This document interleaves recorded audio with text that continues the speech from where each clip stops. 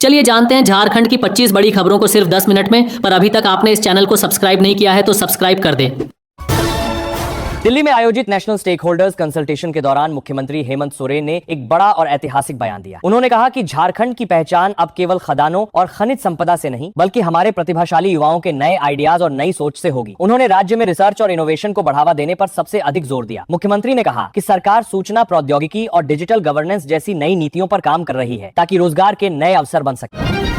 झारखंड में कथित शराब घोटाला मामले में प्रवर्तन निदेशालय यानी ईडी की जांच काफी तेज हो गई है। इसी सिलसिले में केंद्रीय जांच एजेंसी की टीम ने राज्य के पूर्व वित्त मंत्री रामेश्वर उरांव से उनके रांची स्थित दफ्तर में करीब 6 घंटे तक बेहद तीखी पूछताछ। अधिकारियों ने पूर्व मंत्री से नई शराब नीति को लागू करने और उसमें विभाग द्वारा जताई गई तकनीकी आपत्तियों को लेकर सवाल जवाब किए। इससे पहले जांच एजेंसी ने उनके करीबियों के ठिकानों पर छापेमारी की।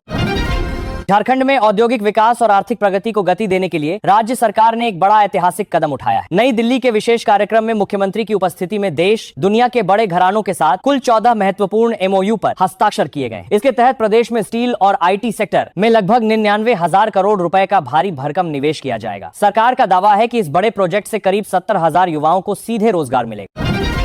झारखंड की राजधानी रांची में प्रवर्तन निदेशालय यानी ईडी ने जमीन माफियाओं के खिलाफ अपनी बड़ी और सख्त कार्रवाई जारी रखी है। ईडी ने एक नामी जमीन कारोबारी के खिलाफ कड़ा एक्शन लेते हुए उसकी करीब 85 करोड़ रुपए की अचल संपत्ति को अस्थायी रूप से अटैच कर लिया। अधिकारियों के अनुसार उक्त कारोबारी ने फर्जी कागजात और जाली नीलामियों के सहारे कई कीमती सरकारी और निजी जमीनों पर अवैध रूप से कब्जा जमाया था। इस कार्रवाई से हड़कंप मच गया है।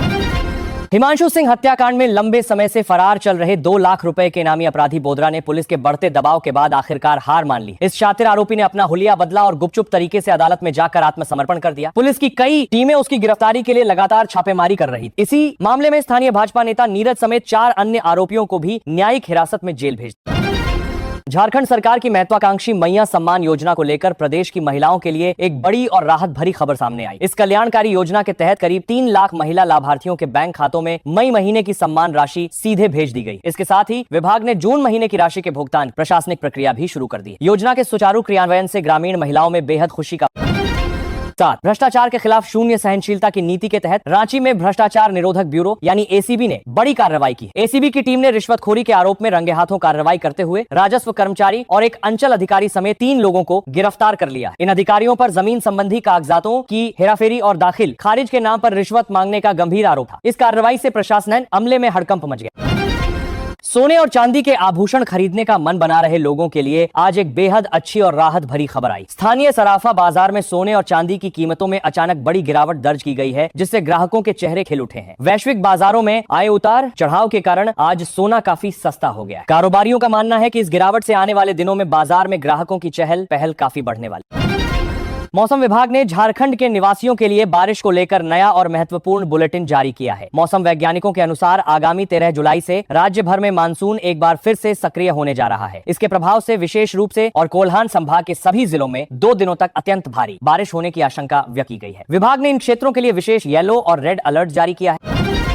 हॉकी इंडिया के भीतर चल रहा विवाद अब खुलकर सामने आ गया है। भारतीय महिला हॉकी टीम की पूर्व कप्तान असुंता लकड़ा ने हॉकी इंडिया के महासचिव भोलानाथ सिंह पर गंभीर आरोप लगाए हैं। उन्होंने दावा किया है कि महासचिव द्वारा उन्हें डराया और धमकाया जा रहा। दूसरी तरफ भोलानाथ सिंह ने इन सभी आरोपों को सिरे से खारिज करते हुए इसे अपने खिलाफ एक बड़ी राजनीतिक साजिश का हिस्सा बताया। इस मामले से खेल जगत में खलबली।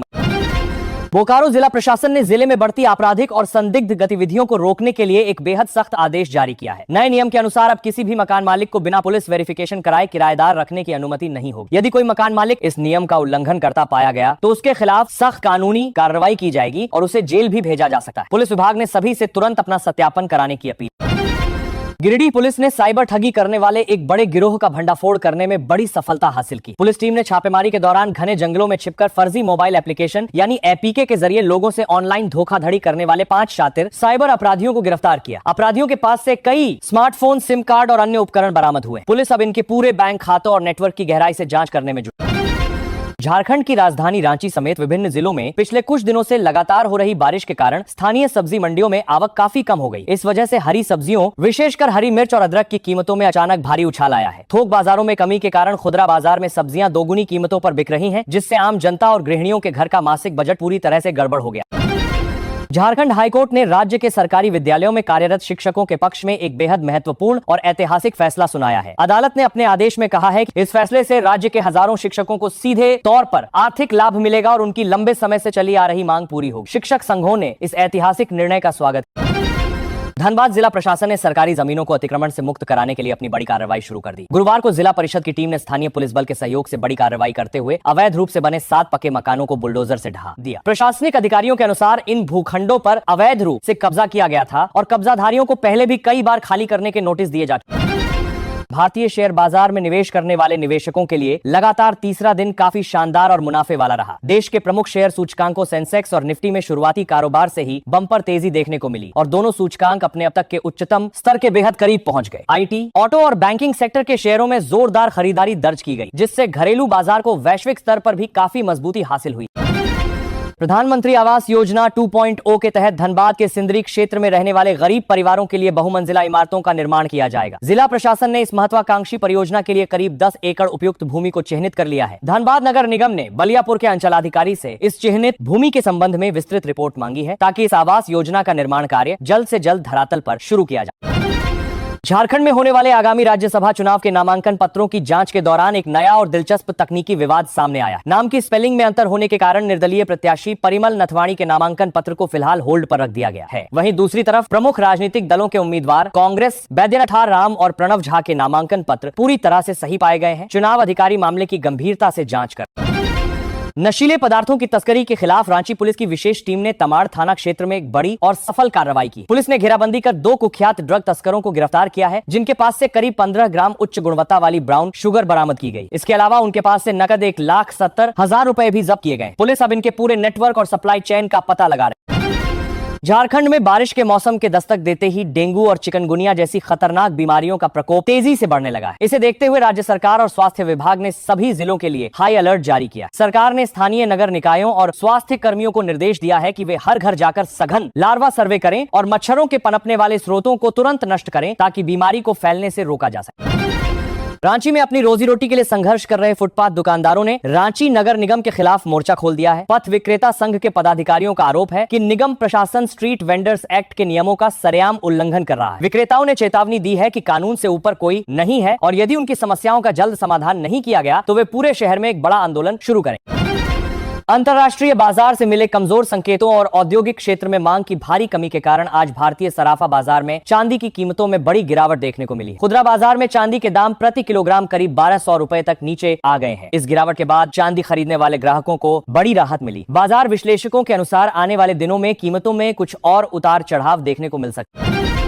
दक्षिण पूर्व रेलवे के चक्रधरपुर रेल मंडल से यात्रा करने वाले यात्रियों के लिए एक बेहद जरूरी और असुविधाजनक खबर सामने आई। इस रूट पर पटरियों के आधुनिकीकरण और सुरक्षा संबंधी कार्यों के चलते आगामी 18 नवंबर तक 12 महत्वपूर्ण ट्रेनों को पूरी तरह से रद्द कर दिया गया। इसके अलावा 2 एक्सप्रेस ट्रेनों के मार्ग में भी अस्थायी बदलाव किया गया। रेलवे प्रशासन ने यात्रियों से यात्रा से पहले समय सारणी जांचने की अपील की है। झारखंड के आम उपभोक्ताओं के लिए स्थानीय सब्जी मंडियों से एक बड़ी राहत की खबर सामने आई। थोक बाजारों में बाहरी राज्यों से आलू और प्याज की बम्पर खेप पहुंचने के कारण इनके दामों में भारी गिरावट दर्ज की गई। इस थोक गिरावट का सीधा असर खुदरावट की गिरावट प्रकार करने वाले बाजारों पर भी देखने को मिल रहा है, जिससे आम जनता को रोजमर्रा की रसोई की जरूरतें और सब्जियां काफी कम दामों में पूरी करने में आसानी हो रही है। रांची विश्वविद्यालय के 67वें स्थापना दिवस के शुभ अवसर पर विश्वविद्यालय प्रबंधन ने एक नया